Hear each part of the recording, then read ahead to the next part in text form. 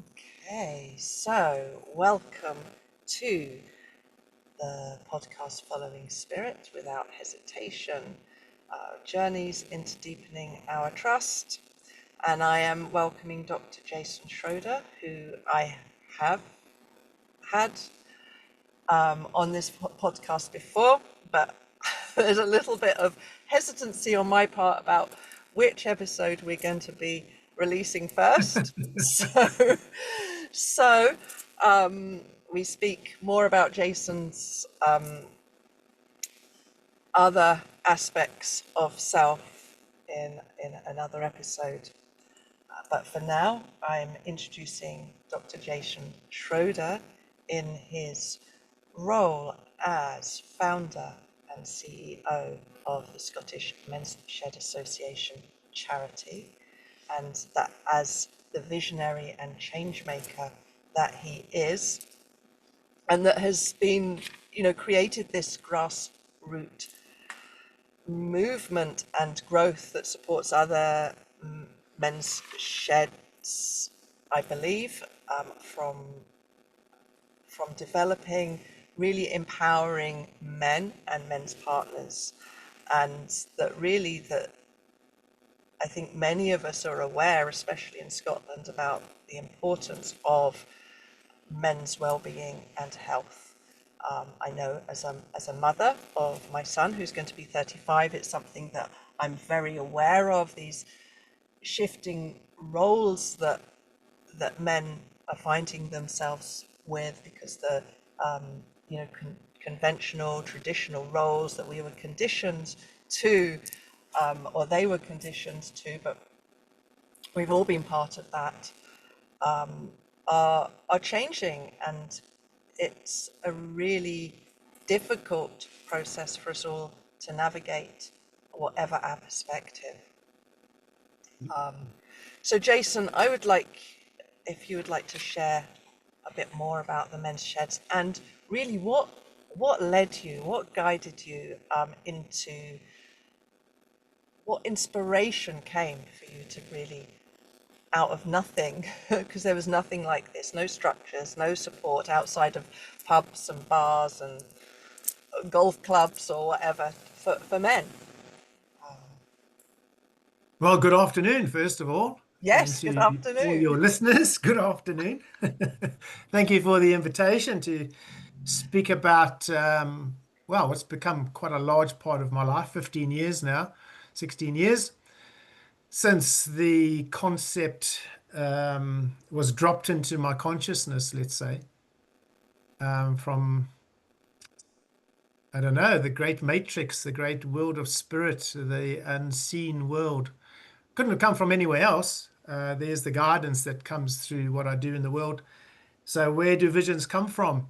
You might ask, labeled as a change maker and a visionary. Well, that's part of the mystery, maybe. You'd have to find that out for yourself, but they sure do come. And what I found important is that when these come, some of them are dreams, some of them are visions. There's a difference between them. And if you are going to follow a vision, and it is a vision, then what is the level of passion that fires you up, that's going to make you do this? Because generally speaking, depends. I guess it depends how the timeline, how long it's going to take to do this thing. Do you have what it takes? And are you going to burn out? And this is something that entrepreneurs, when they're starting businesses or going on a walkabout or something, often don't take into account in the Western model. And what I did a meditation when this concept came to me, which I'll speak a bit on. And I went, whoa, this could be huge. It's something that I wish I had in my life right now. I was in a very, very dark place, thinking and seriously considering suicide. I'd been taken down a very, very dark road of previous belief systems. This is back in 2009, the collapse of the banks, my business, starting to understand the different wiring between men and women of how our species works. And for men, generally, and I'm generalizing here, we are hardwired for solution focus outcomes. And I had, at that time, traveled down every road I knew to sort out my problem. And I had been failed by the banks. I'd been failed by the financial system, as many had in those years. And the only thing left to me was if I took myself out, that would solve the problem. Well, yeah, kind of like permanently in that respect. But it would be a solution. And what I know now, which I didn't know then, is that Scotland has the highest suicide rate of men in Europe. And unfortunately, this year it's grown again. And our men of 22 to 45 are the big numbers where men feel they have no other way out of the issues or the problems they're facing but killing themselves. And I was there in 2009. And out of that dark night or dark nights of the soul, and I can say that I'd done suicide training. I'd, been a youth worker for 10 years. I'd run many businesses around the world, traveled a fair bit. It wasn't my first rodeo. So even though I had all the skills and the training to help others, all I can say is as a man, when I got to that place, none of that mattered. None of that came into my awareness. It was a solution focus of finding the solution because I can't go on. I'm too tired. I'm exhausted. I'm being a single dad. I'm divorced. I've got a teenage son. Um, I'm in a strange country, although I've been here at that point 12 years. It isn't sunny, it's cold. I grew up on the beach. I'm now in the northeast of Scotland. It's grey skies and rainy and cold and blah, blah, blah. But it does affect the psyche and the human body. And I'm just tired. I'm so tired. And I don't have what it takes to go on. Out of that is born this movement. Wow. Really? Is that what it takes? Well, it was for me. And thankfully, having already, 20 odd years of a spiritual path, and a spiritual path meaning a path of knowing that there was something immortal living inside my human body that would guide me with super consciousness, which we all have, if we listen to it and connect to it inside ourselves, that when I came to the reality of asking myself in that dark night of the soul, is this the only way out? But I had to ask. This is so important. If you don't ask for the support, it doesn't come. It's just left. You're a sovereign being. Just do what you've got to do. It's your life. You're responsible for it. But if you ask higher intelligence, different intelligence, psychological wisdom, soul, spirit, whatever labels you want to put on it, but it's different from my personality, cultural, Jason Schroeder personality level, comes in and goes, you're asking for another outcome. It's like you're plugging into a different computer program on a bigger hard drive that's got different choices that get fed down into the little computer here. And it gave me that. And that's why I'm still here. And it was that dark night that led me into going, and then realizing and reading, a statement which I use a lot still, which allegedly was said by Albert Einstein. He was quite a clever fella, Albert. So apparently some people are discrediting that truth. But anyway, whoever said it, I'm going to give it to Albert. He's up there with me. He's a good mentor. They, whoever said it, it stuck with me back then, and it still does today, still very relevant, which is along the lines of if you keep doing exactly the same thing and expect a different outcome, you're insane. Well, am I insane? Hey, maybe I am. What's sanity all about anyway? But I realized that I was seeking male companionship and friendship. I come from a very different culture. I grew up surfing on the beach. I used to play football as a kid. I don't anymore. As I grew up, I grew out of that. So coming into Scotland, into this culture, I didn't really fit. Um, and I didn't have a pub culture. My dad became an alcoholic. So us three boys, of my two brothers and I, kind of stayed away from the alcohol story of companionship, which is, as you said, was given to us as a culture. Um, and surfing here, well, the surf's not so good in Aberdeen. So I'm kind of isolated and I can't find brothers. Loads of women, lots of sisters out there, but no male friendship. And so I'm seeking male friendship. And I know that if you're drinking alcohol or on different substances, you're probably not going to get the best wisdom from your buddies or guidance. And I can't find any older men out there. Where are these elders, as we call them in our tribal systems? Where are the elders? Are they all dead? Do don't exist in the 21st century? Am I going to have to go to some indigenous tribal place in the Amazon or somewhere like that to find tribal elders who still have this intact? And it was out of these questions, deep questions within myself, that how could I be a better father to my son who doesn't have an initiatory path in the West for boys to men. It doesn't in other indigenous cultures, and they used to have it in Scotland 400 years ago. Not today. Where could I get this from to make me feel connected, supported, guided, to be a better father to my teenage son? It's all very well being a youth worker for every other kid, but your own kid's pushing your buttons, and he is my greatest teacher. Couldn't find any.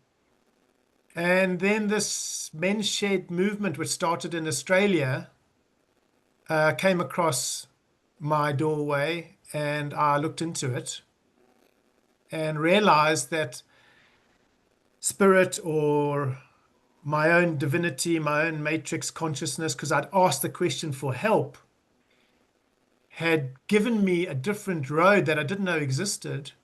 And when I investigated, I was like, wow, this has been going on in Australia for decades. It's a movement, a self-empowering movement for men's health, no alcohol involved, community, compassion, kindness, camaraderie, which I'm seeking, and I don't see it in our Western European model. But these guys are from Europe. They are us who are doing this.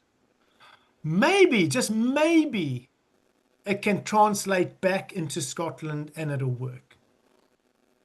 And that really started me on the journey and trusting my gut and intuition to try and create something here, and kept putting it back to the higher powers or spirit or faith or what it means to you, to say, I'm lost. I don't know what to do now. If you want me to do this and be your channel, you better lead me. You keep doing that. And I kept putting it back. And then the next step would come. And then I'd meet the next person at a bus stop, or somebody would send me an email, or all of a sudden there's a guy coming over from Australia to give a talk about men's sheds in England. And all of a sudden I'm on a bus with another guy going down to listen to it. And all of a sudden I'm sitting next to him and we look at each other and it's like, oh my God, we look identical. Wow. And the BBC waited to interview him and they thought it was me. It was hilarious. And eventually they said, can we interview you, Professor Barry Golding? And I went, whoa, whoa, like, that's not me. They said, well, it must be you. And it's like, no, he's in another room. And so Barry and I have become good mates over the last 15 years. And even the Australians, when I'm with them, think I'm Barry Golding. I mean, it's hilarious. Oh my So goodness. It's like you've got a South you can't make African, this stuff up, right? right? You've got a South African and Australian, a professor, and a heavy academic, me, a non-academic, coming together who even look similar in this thing called a men's shed movement across the world, end up sitting in a conference next to one another with hundreds of people. And come on, I mean, are we clones? There's got to be some other guidance or divine spirit leading this. And that has given me faith that I'm doing the right thing, checking in with my own intuition. And that's the passion I was speaking about earlier on. So I did a meditation on it and in the early days. And I said, okay, the bottom line of this is about changing cultural awareness. How long will it take to change a country's cultural awareness? And the number which was given to me was 20 years. Wow. Wow. Any other number? Not long. Nope. It was 20 years. So then I checked in with myself and it was like, am I willing to give this path, this story, 20 years of my life every day to bring in something that that has not existed for hundreds and hundreds of years, ever since the clearances and the tribal system was broken up in Scotland, maybe longer than that. Bring it back, that I can access elders, that I can sit amongst other men in a non-alcoholic, drunk, pissed up state, and actually have conversations of vulnerability and support for me being a single dad, and have a better quality of life for my community and his mom and everybody who crosses my path. And if ever I have other partners, for them too. But intrinsically also for me. I mean, it's completely selfish, right? This is all about me. It's all about me trying to improve my own life. Create the change we And want so I to see, have. right? And I'm now 15 years on, 5 years left of the 20-year vision.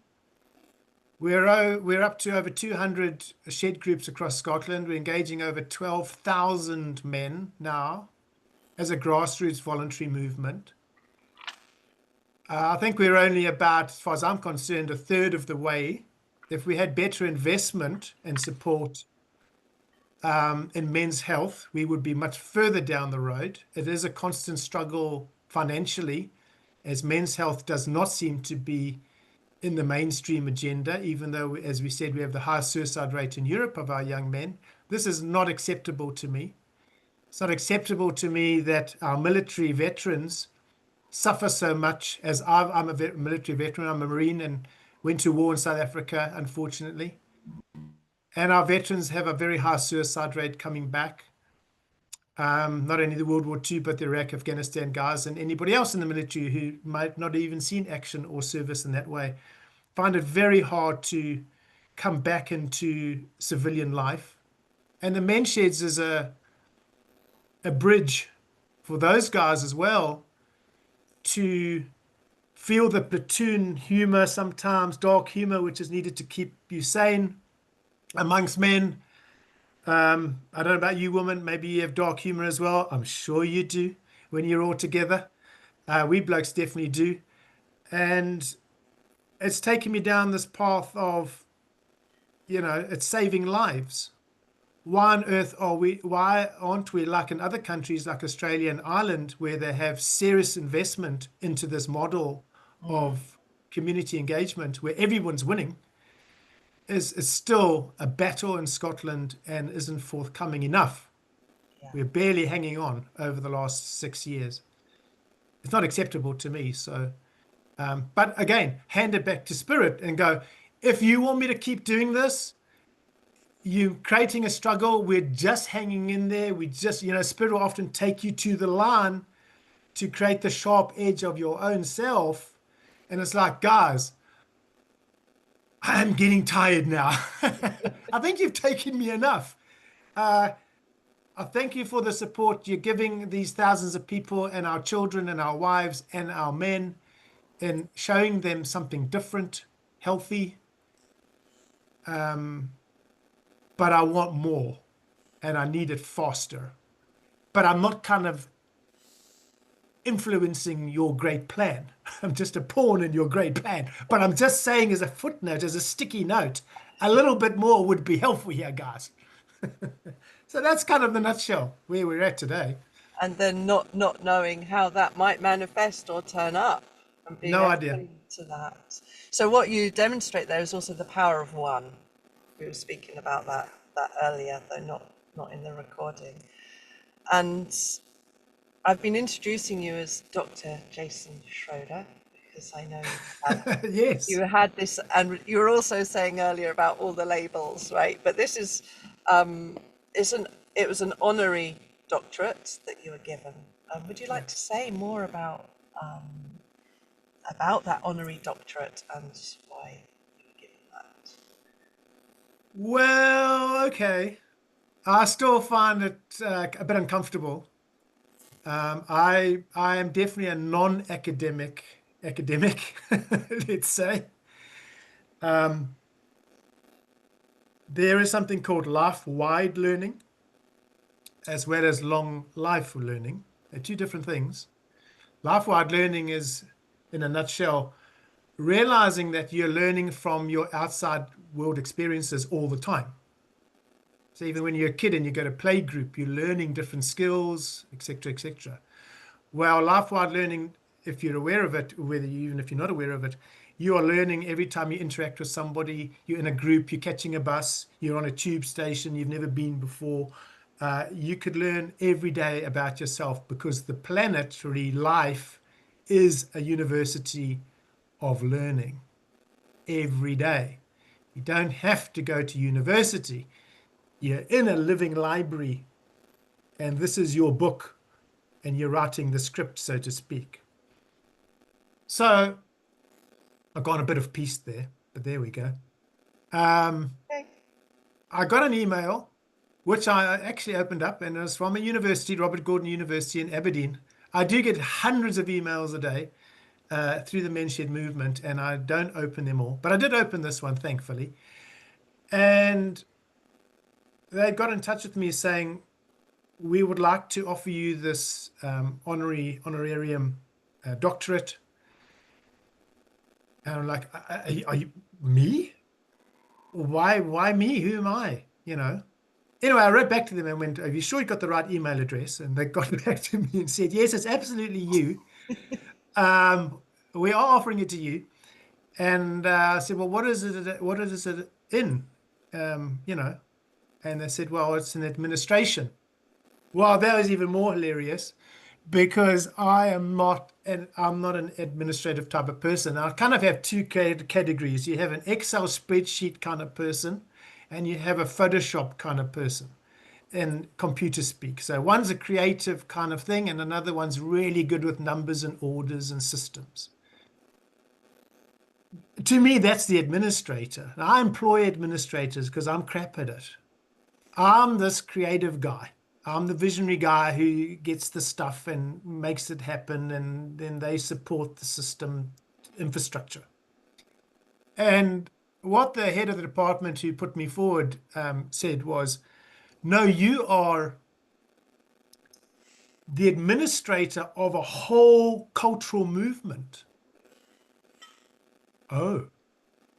It's not just a filing cabinet and doing administrative qualities. You are administrating a whole movement of entrepreneurship and inspiration for people.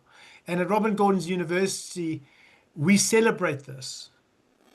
And you are someone out there in the world for the last 15 years who is actually doing it for the benefit of others, following your entrepreneurial spirit to bring something that's never existed before. And we would love you to accept this and then come and give a talk to the students, the 400 odd students who are getting their degrees as an honorarium person, because you're a real person in the real world who has created something that's never existed before over 15 years. And hopefully you can inspire the next generation of our youngsters leaving the university. That's what we stand for. bringing something new into the world inspires them to think outside the box. And we've given them a foundation at the university to go out into the world, create kindness. And as the dean said, be kind to yourself and then be even more kind. Wow, I'd never heard academic people speak like that before. So greatly honored and touched. And still, it's awkward to use it in a way because I don't feel I deserve such an accolade. As someone said, well, you've been 15 years or more getting your degree, Jason. I think you definitely deserve it. And the other thing with using it, my hope was that it could add some status or help for the grassroots movement for those funders out there to take it more seriously, and also to honor the university for honoring me by using the name. As one of my elders once said, if you don't, if someone gives you something and you don't honor it, you're actually dishonoring them. So as sometimes as uncomfortable because it can appear as egotistical, it would be doing a disservice to their honoring of the path of the Men's Sheds movement and the little part that I've played in creating it over these many years. So yes, that's why it was being used. Thank you for sharing that, Jason. And that just perfectly sums up what this podcast is about. It's about our paths, and we may have, spiritual direction or entrepreneurial spirit direction, but it's about all of it, isn't it? It's like you say, it's about the culture, it's about changing the culture, it's about the environment that we live in and not excluding ourselves or separating ourselves from that. It's about, being of that. I believe it's a biblical expression of being in the world but not of the world, and yet being able to still be an influencer of the direction of that, even just as one person. Yeah, absolutely. I mean, if anything, somebody else created this, saw the need for it in their country. What I've created here, starting from scratch and coming up with the development pathways that fits for Scotland as a devolved country and our own rules and laws, which is about helping these guys. We don't run the sheds. We set it up on purpose as individual charities in their own right. So each shed is run by the men for the men, as we say. They've got to step up and they've got to do the work. And what we found in masculinity is that men generally don't volunteer for anything unless it's risky business. We want an adventure. We want to go and do some scary shit. That's what gets us our adrenaline, our testosterone. Come on, let's go there. Let's cross the water and go and, I don't know, rape and pillage, which is what they used to do back in the day. Nasty shit like that. Could we take that energy that exists in all of us men, that testosterone, that fueling of our young men, and channel it into something productive that isn't hurting others, which benefits the guy, benefits the community, and if he's in a partnership, goes home and creates the marriage, the partnership better, helps him be a better granddad, a better father, a better son, a better neighbor. That model didn't really exist. And we are kind of in a model of, well, our life is about getting a job and having a work. And if we don't have a purpose as men, that's when we can drop into depression and suicide.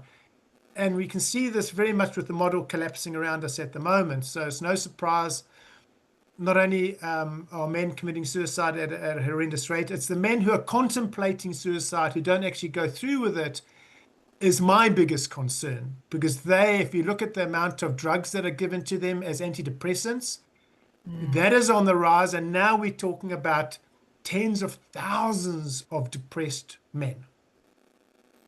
The third stage of suicide is, you might look at the numbers and go, oh, there's such small numbers in comparison to the population.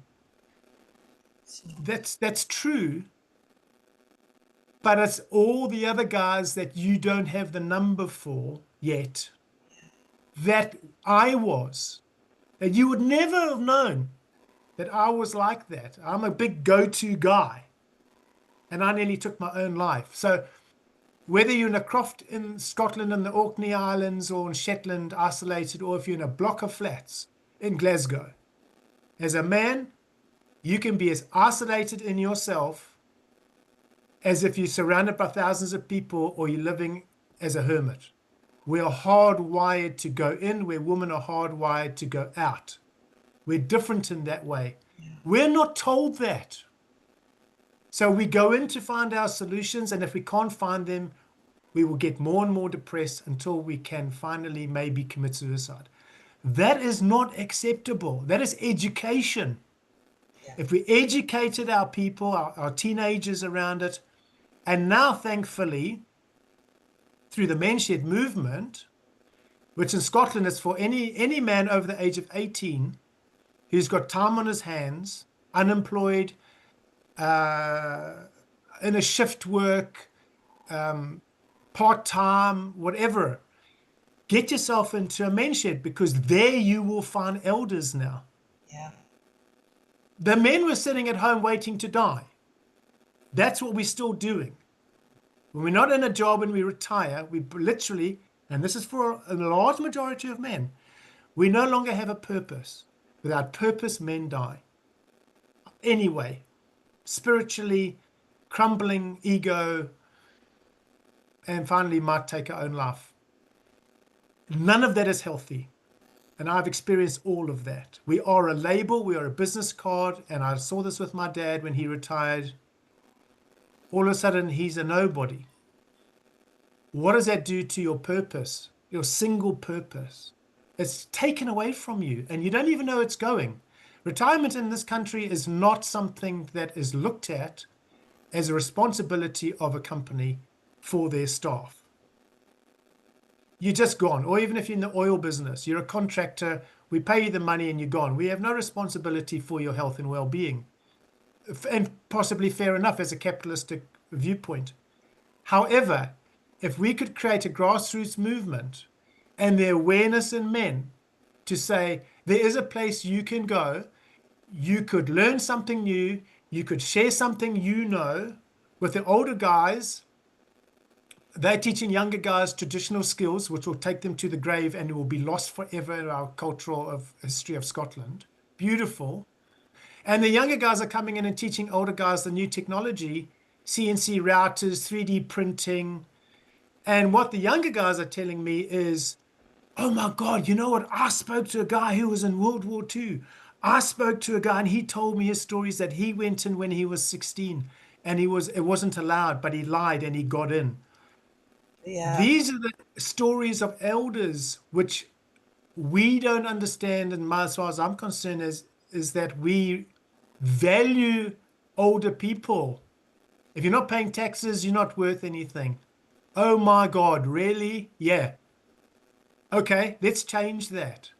Younger guys don't realize that hanging out with men who have lived the life that they've already lived and have some wisdom and experience to share with them, and it isn't their father, because fathers and sons often are like that. You need other men to share that you will listen to. And my son, who's now 28, will listen to other men and come and tell me stuff. And it's like, I told you that 5 years ago. Oh, but you, my dad, I'm not listening to you. Welcome to Oh, you didn't do the I Fathers and told Sons, you so baby. speech. You know, but if you can't access those other men, how will you get the wisdom? There's no rites of passage into manhood Yeah. anymore. And so when you're 18, you can then go to a men's shed.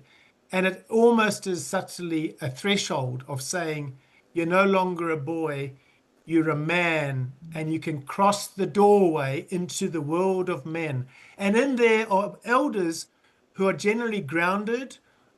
They have wisdom about life. They've been through shit. And you might benefit from hearing their stories. The sad thing is, the baby boomer era is coming to an end. we're going to have a mass drop-off of population in the next 15 years on the planet. And so then these kids who will be in their 30s and 40s will not have elders anymore, really. From that era of the can-do attitude. It's rather you owe me something attitude, which I see a lot in young people. And it's these can-do, pioneers of Scotland that are just still alive. We're still out there, but not for much longer. And if these young guys aren't supported to go into the sheds to find these stories that they will take on board and use in their own lives as wisdom, they will be lost forever. And that's what I'm really concerned about, is that we've got a very small window of period of elders left in our Western society across the world, that the population of big families or families at all, don't exist anymore from those eras of the 50s and 60s. We're coming to the ends of our lives, and it's a different world. Don't wait. Get yourselves in there while you could still hear their stories to help you in your life. I think that intergenerational wisdom is so important. And, this is also part of, rebuilding our communities, rebuilding the village. I think many of us these days are talking about, where is my village? How do we, we're at a point in our world where we can have these global connections. The internet has brought us so much, but also how about these in-person physical connections that are so important and vital, where you can just hang out and do something practical. And I know I'm speaking general and this is for men's sheds, but spending that physical time recreating the village is essential, I feel, for our future. Yeah, I mean, men and women also talk about different stuff, right? Yeah. We have different interests. There's nothing wrong with that. Yeah.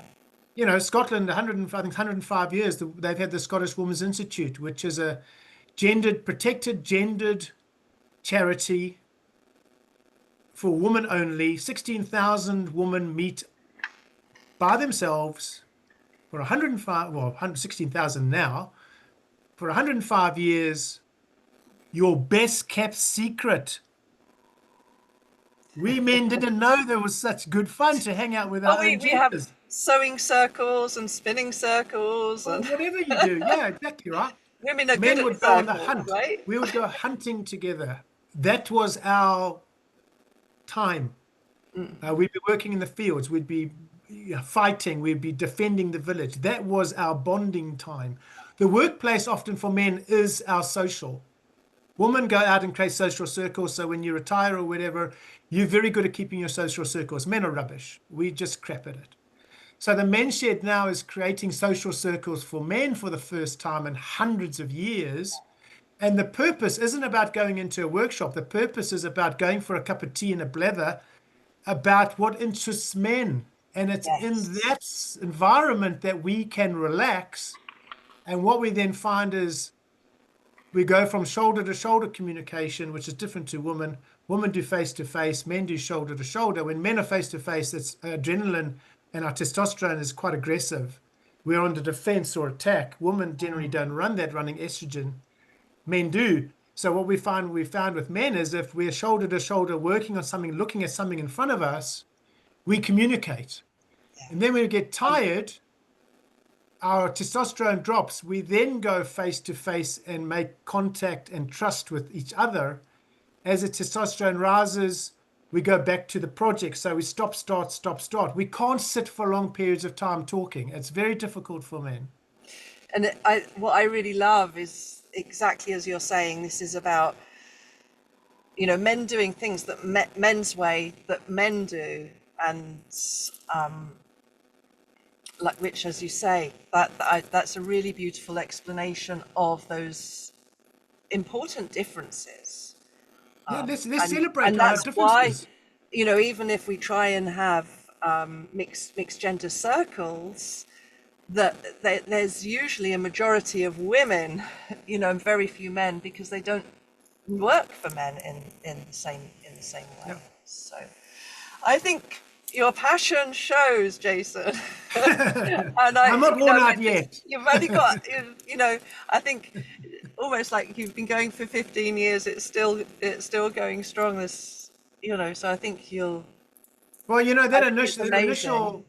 that initial meditation, which gave me 20 Yeah. years, which I know in my gut is right. And 15 years on, it hasn't gone, oh, it's got to be 25 years, oh, it's 10 years. It still tells me 20. Um, And so those, spirit willing, I'm here for another 4 or 5 years, and then maybe my time's done, and spirit will have another plan for me to go and do something else in the world. Presently, this is still taking most of my time. So in my other life, the one-to-one stuff doesn't really happen anymore. That kind of got me on a country global reach as a visionary person, bringing through and still hopefully inspiring people to follow their own path and spirit and yeah, uniqueness to shine. And this is why the sheds are independent of us as the support organization.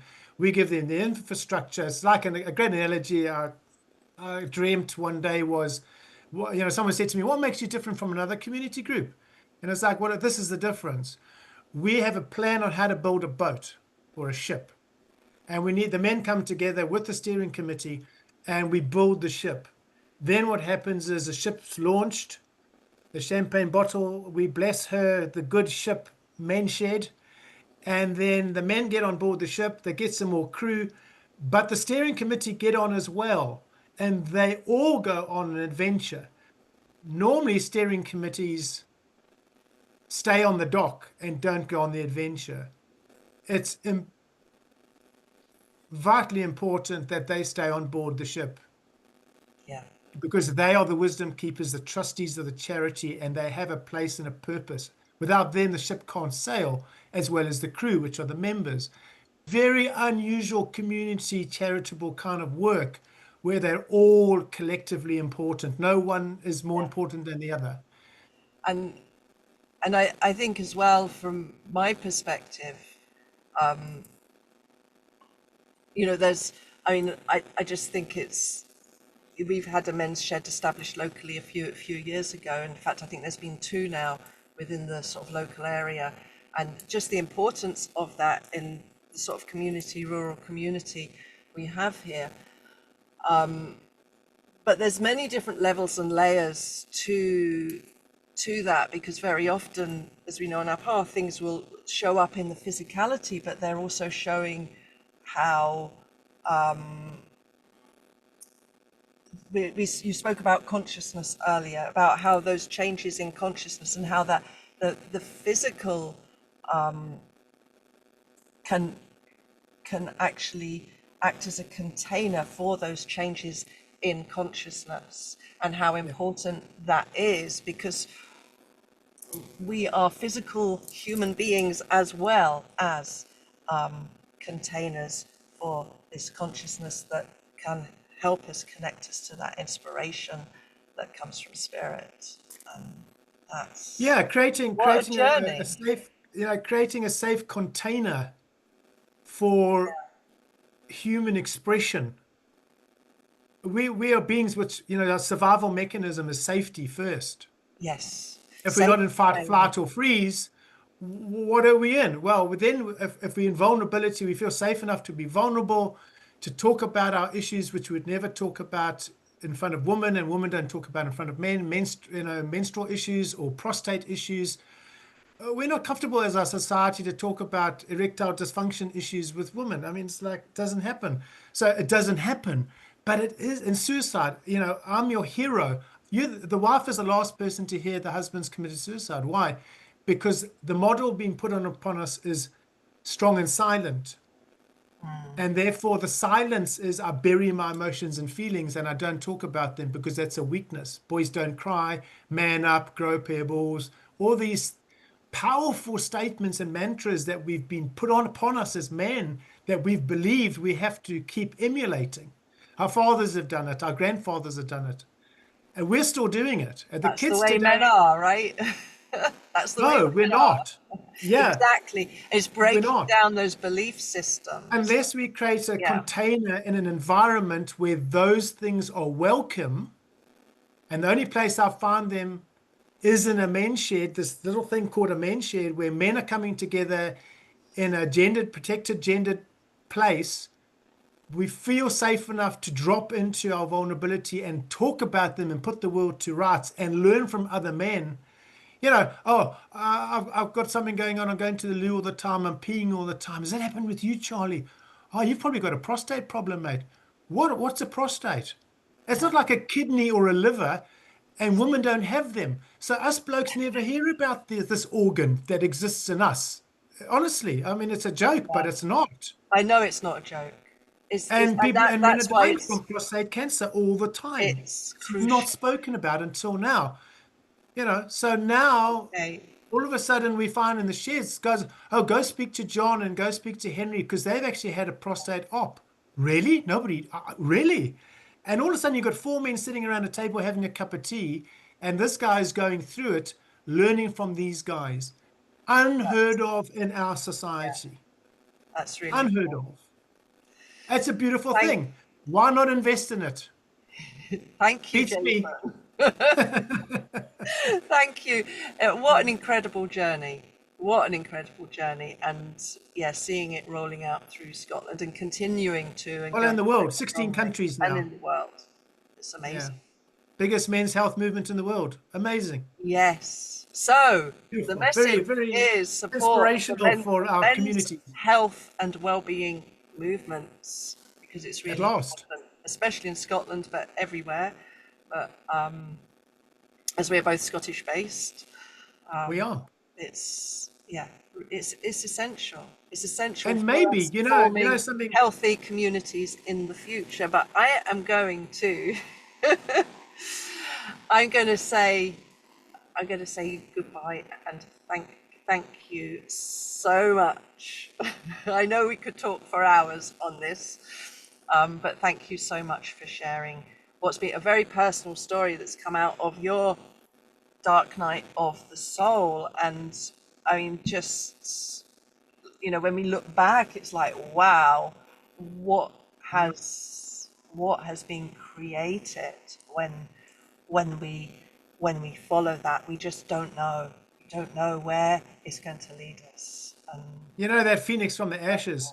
You yeah, literally sometimes, you're not always, but sometimes you're taken to that dark night where you've gone through the fire of your soul and it's ashes, and from the ashes something new is born that has never existed before, like to finish off Albert Einstein. you know let's create something new, because if you expect something different to change, you're insane. Let's not be insane. Let's have the courage to start new things that have never been before for our kids and for ourselves. And let's take our planet into a whole new evolutionary spiral of success and joy together and peace. yes, let's. Thank you. That's a beautiful place to end.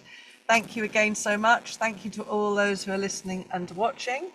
And I hope you found this inspirational and encouraging for you on your path and your journey. And if you're a man over 18, go and check out your local men's shed. All right, sending you much, much love. And And to thank you, you again, sister. Jason. Have a great day. See ya.